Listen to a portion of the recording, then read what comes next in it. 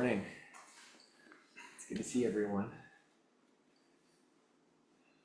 We have some new faces here, so I'll say a few things about what it is that we're up to. So this is what we do. We sit together, we chant together, and sometimes we come together and listen to what are called Dharma talks. And the person who's giving that does their best to talk about the Dharma, the way, so that we can practice it. And so we can relate to each other, and we can relate to this practice, this ancient practice. So I really appreciate your open attention. It's really nice to share space. It's also really wonderful to be able to come together and have an opportunity to put our burdens down. Wow, pretty amazing. We can come into a building that symbolizes our aspiration to be happy, to be settled, and put our burdens down.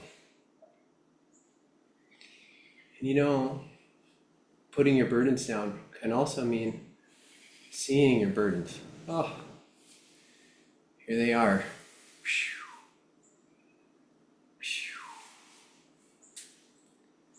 Being with ourselves in a very deep way. And this tradition says that being with ourselves in this very deep way is also being with the entire universe. And we don't need to figure out what that means. It's already happening. We can remember that we're a part of our life. We're not apart from our life. We are a part of our life. We're in it.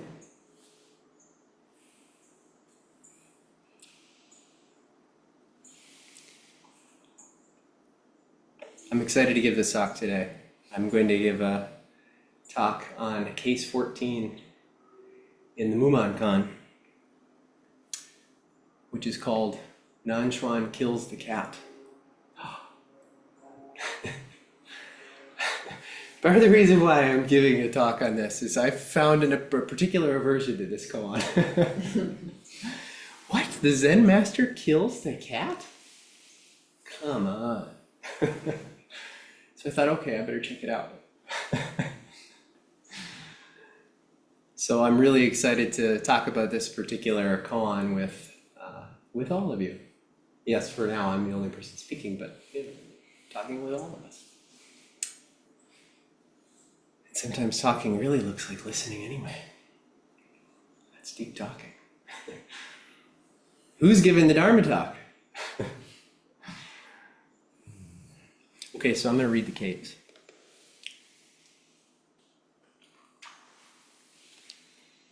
This is from Robert Aiken's translation. The case. The priest Nansen found monks of the eastern and western halls arguing about a cat. He held the cat and said, "Everyone, if you can say something, I will spare this cat. If you can't say anything, I will cut its head off." No one could say a word, so Nansen cut the cat in two. That evening, Chao Chu returned from outside, and Nansen told him what happened.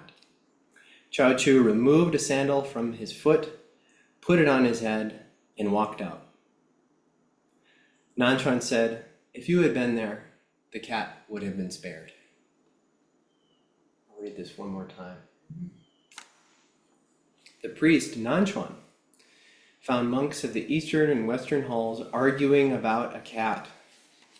He held up the cat and said, "Everyone, if you can say something, I will spare this cat.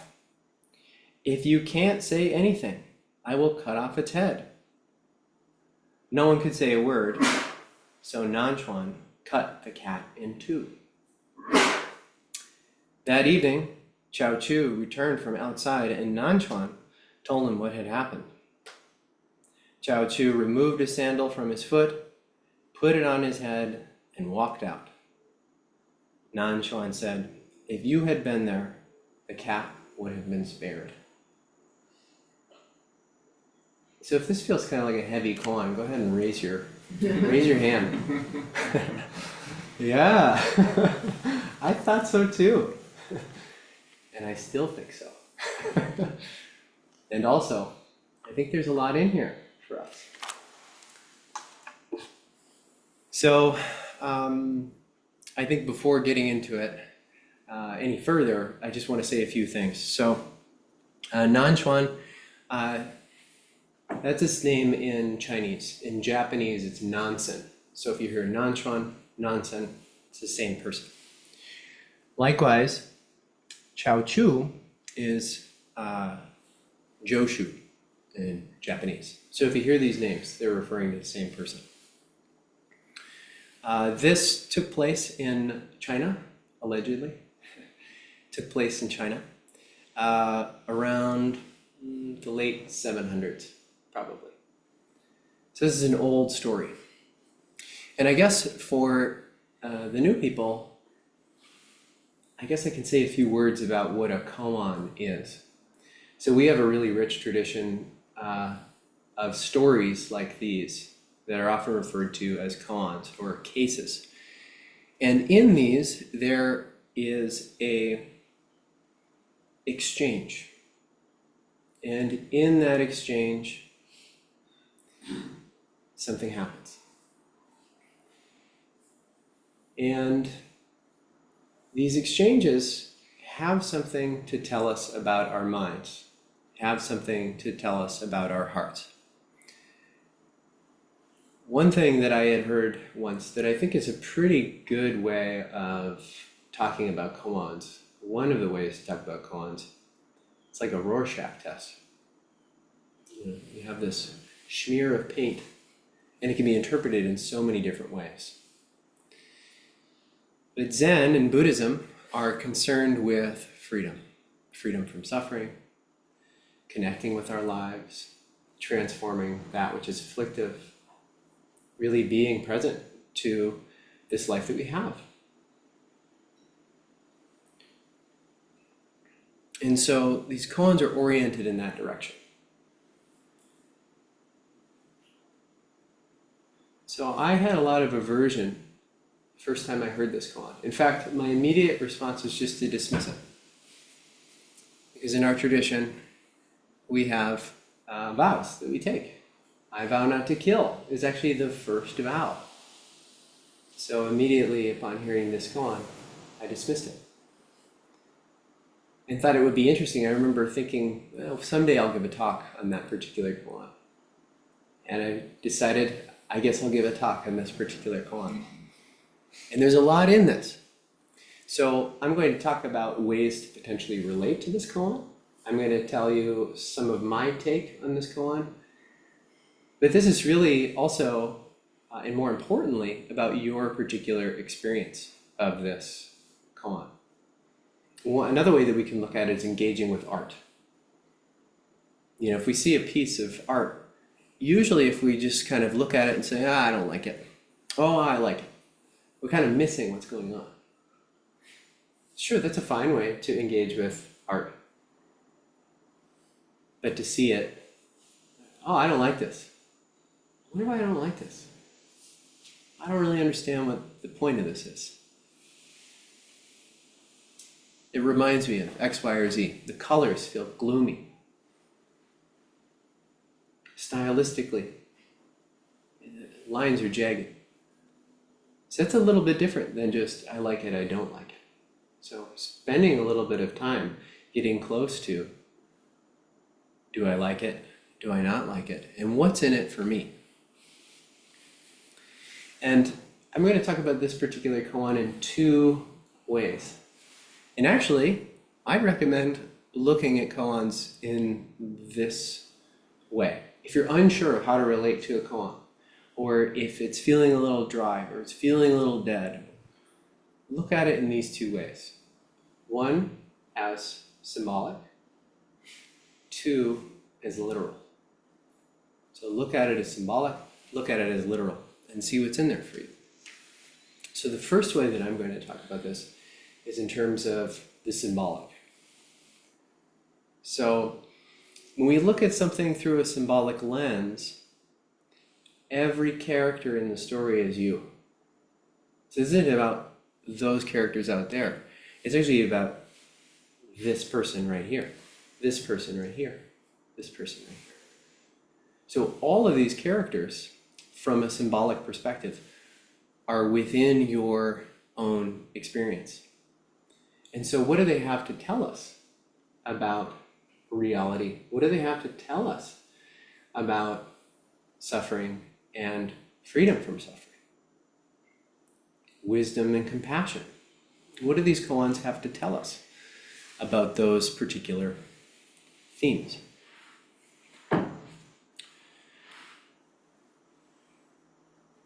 So first off, we have two groups of monks from the eastern and the western hall, opposite halls, arguing. They're having a dispute. We have the Zen master coming in, sees that there's a dispute, about a cat, and says, if you can say something, I won't kill this cat. Switching to literal, not the best conflict resolution.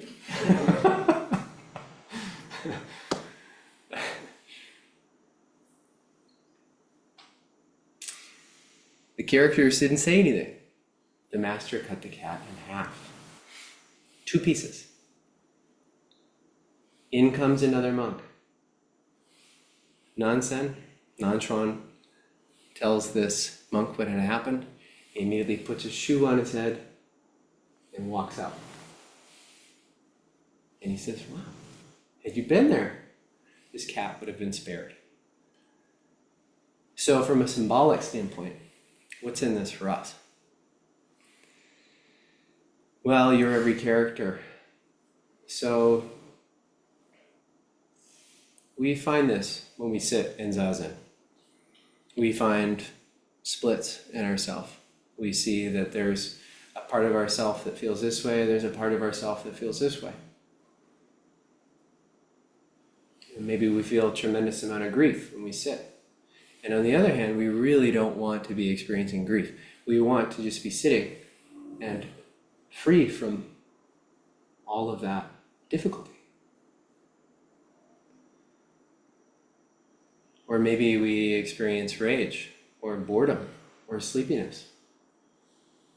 And really what we want is calm, serenity, clarity.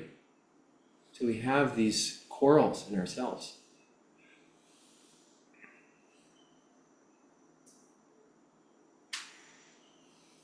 The cat, interesting that there's an argument over a cat. First off, because the cat, at least in this story from a symbolic standpoint, is a relatively benign thing. It's not like the story doesn't say that they're arguing about something really important in the monastery. What to cook, or how to arrange the service, or appropriate conduct. They're arguing over a cat. And we don't know to what extent they're arguing over a cat. They each want the cat. Are they irritated with the cat? But it's a cat. And then what could cat represent? Well, cats are sensitive. Cats are clear seeing. Cats are at ease, upright, awake. Non-discriminating. Probably. Maybe. But from a symbolic perspective. So you have an argument. Master comes in, sees, oh, there's a split. There's black and there's white, there's good and there's bad, there's he said, there's she said, there's they said. And there's a dispute, there's a split. And they're arguing over the cat. The master says, if you can say something, anything, I won't cut this cat in half. They didn't say anything. The cat is cut in two, in two, in two. So from a symbolic standpoint, from a practice standpoint, this is very relevant to our lives. As we sit, we may find that we're split. You probably will find that you're split. It feels a little much to say you will find, for sure. But that's probably more accurate to how I feel. You'll find splits. You'll probably find splits.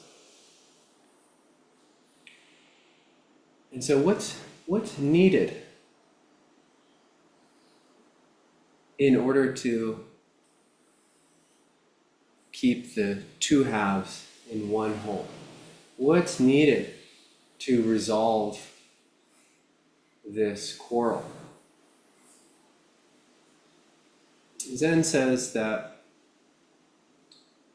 the nature of the mind is naturally undivided. The nature of the heart is naturally undivided. And so when we sit, oftentimes we sit to remember that we are undivided, that we are, in fact, whole.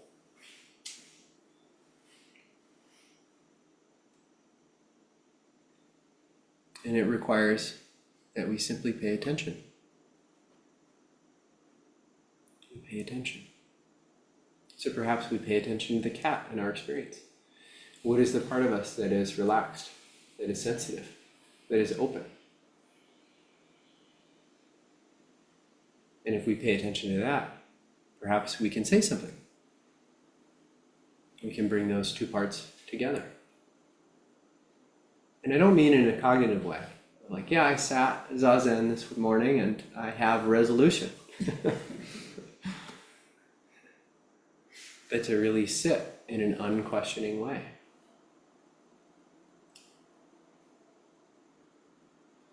It's good to ask questions.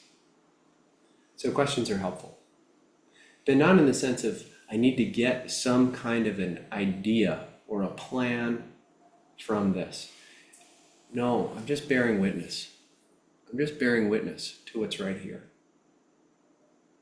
And we may find that the two parts of ourselves that are split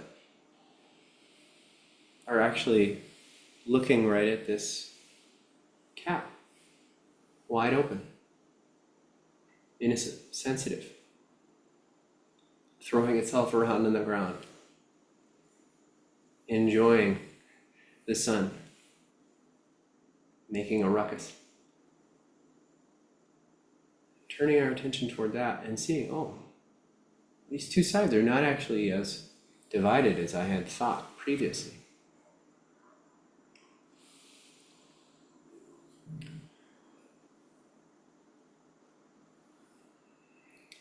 And this is relevant to our lives. We've all felt those moments of, I don't really know what to do here. I know I'm supposed to say something, but I don't know what to say. And we find, oh, something is sacrificed in that moment. Not forever.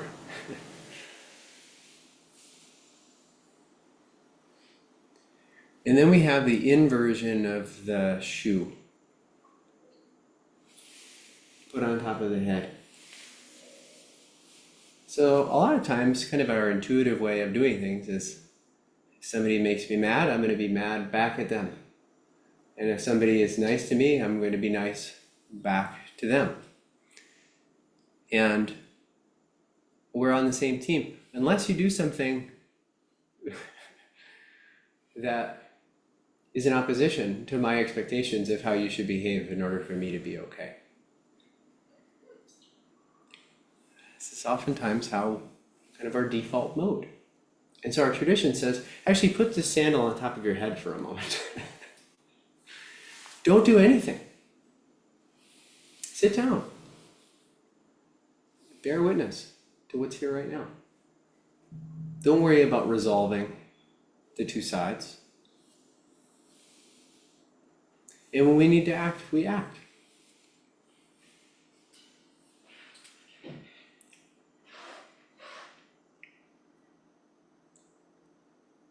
So this can look like when we see the two sides that are split. The Zen master represents somebody who is wise. And you have the Zen master in you. So we can turn toward the Zen master in us. We can turn toward the cat in us. So how do we deal with this situation here? How do we hold this? How do we be so close to our experience that we're not split between me and them?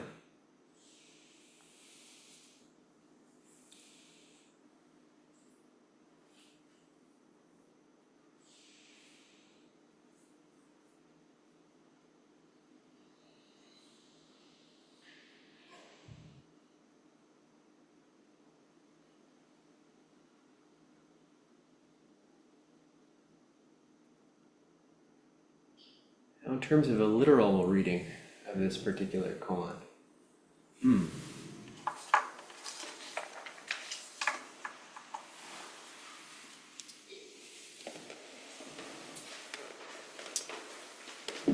literal reading. So a literal reading would be that the master killed the cat.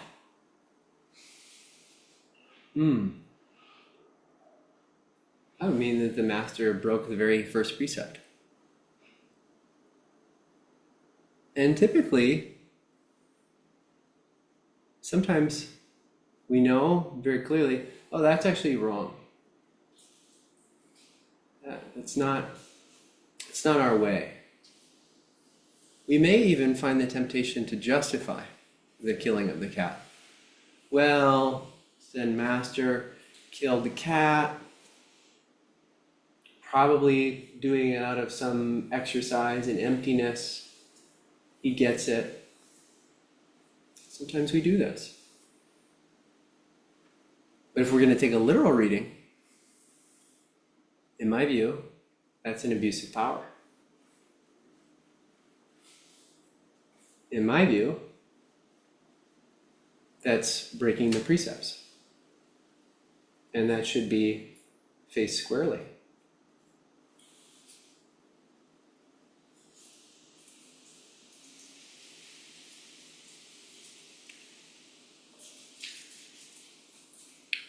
It's also interesting because these stories really live.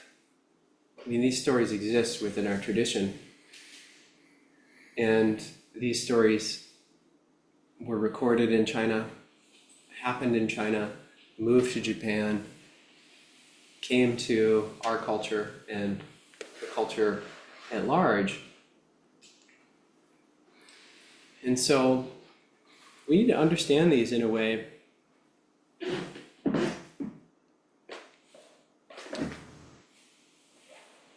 where we're not just saying like, yeah, actually outbursts of anger and violence are acceptable because that's the way it was portrayed in old stories.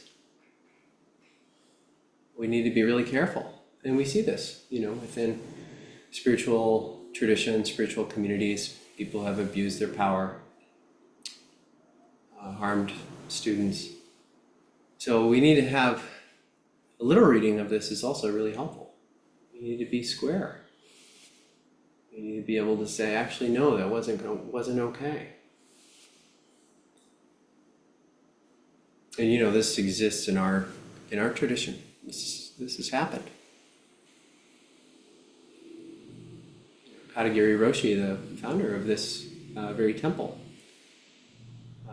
had 2, at least, sexual relationships with his students.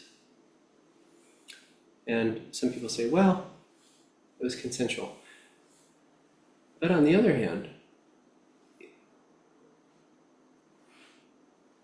when there's a power dynamic and a spiritual leader, that a lot of people think, and I do, that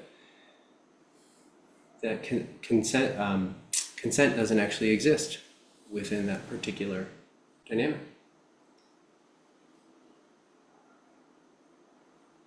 So we need to be really careful with each other. We need to be really careful with how we view the tradition? Are we tempted to just justify harms that have been done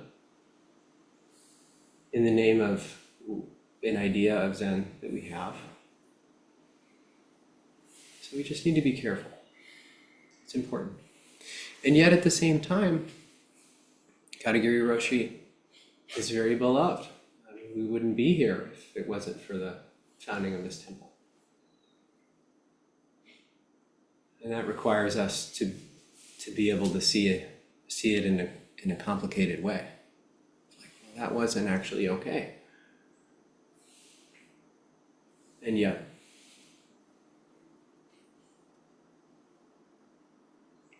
there were good things too. Perhaps.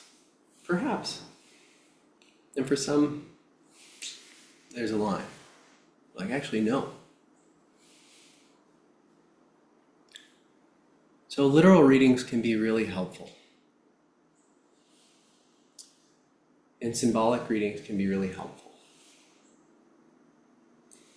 As I was learning about this particular koan, it's largely agreed upon that Nansen didn't actually kill the cat. Largely agreed upon. And that, in fact, Nansen saw that there was a dispute, showed up in a very silly way, said, resolve this dispute or I'll kill the cat. And they're like, what? Is he serious? And then, through a sleight of hand, put the cat down. So that's another literal reading of this koan. And within this tradition, there's spontaneity, there's play, there's silliness. And so this particular teacher chose to help to end a dispute by acting in a silly way, which is very much in our tradition. That the fool is actually a really important archetype, a really important symbol. So when we find that we're getting stuck, we're split, we can show up in a way that is spontaneous, in a way that's weird, in a way that's silly. So when we're stuck with our grief, get up, put on a ridiculous song, and tap dance around the kitchen. What does that do? One story, it seems like in the practice temple that I'm from, that we tend to be much more careful. We don't have a lot of these sort of spontaneous, silly moments. I mean, they certainly are. I mean, every conversation that you have with a person is probably spontaneous. I'm sure there's some aspects that are rehearsed, but like spontaneity it exists. But one time that I saw this there was a teacher who has just such a beautiful voice, and she has such a lovely smile, and she was her sewing teacher for many years. And I was the work practice coordinator, which means that I pay attention to the building and see what needs to be done, and then coordinate people to do it. And actually, just an aside, one funny thing about that particular role is I didn't realize how dirty the building was until I put on my work practice hat. And I mean, it's pretty clean, like NZC is. But as soon as, our view shifts to, okay, there's things to be cleaned up, there's things to be taken care of, suddenly everything's really filthy. Have you noticed that? So this can happen in our practice too. We have this deep-seated aspiration to awaken, to be free, and suddenly all we see is dust on the mirror. Oh! But the mirror is there. It's shining. The cat's there, rolling around in the sunlight, chasing after flies. There's a little gray cat that's in the backyard often, and it doesn't care for me that much anymore because I tried to protect some baby cardinals this spring, so I would chase it around the yard anytime it came in the backyard. The cat won. that particular exchange. So anyways, we're not buddies necessarily, but I still really like this cat. And this cat comes in the yard, chases squirrels up trees, and the squirrels are about as big as this cat is. It's really quite humorous to watch. So anyways, back to Rosemary. So I'm the work practice coordinator, and I'm coordinating the work that needs to be done.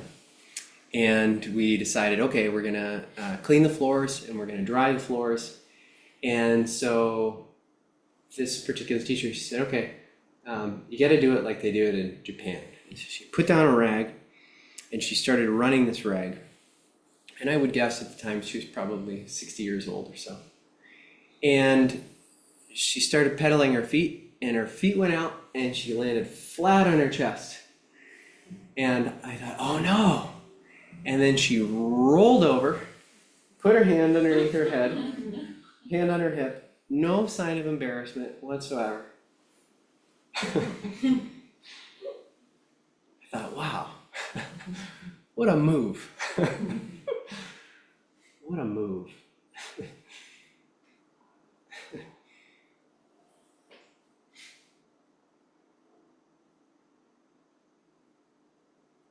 So what's in this story?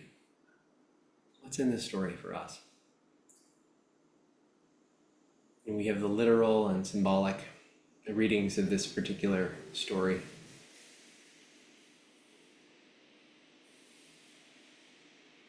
What's in it for us? And how does this relate to cutting two halves into one? What does this have to do with bringing ourselves back together as we already are? What does this have to do with us taking stances in the world, and yet not taking such a strong stance that that which we really care about is sacrifice?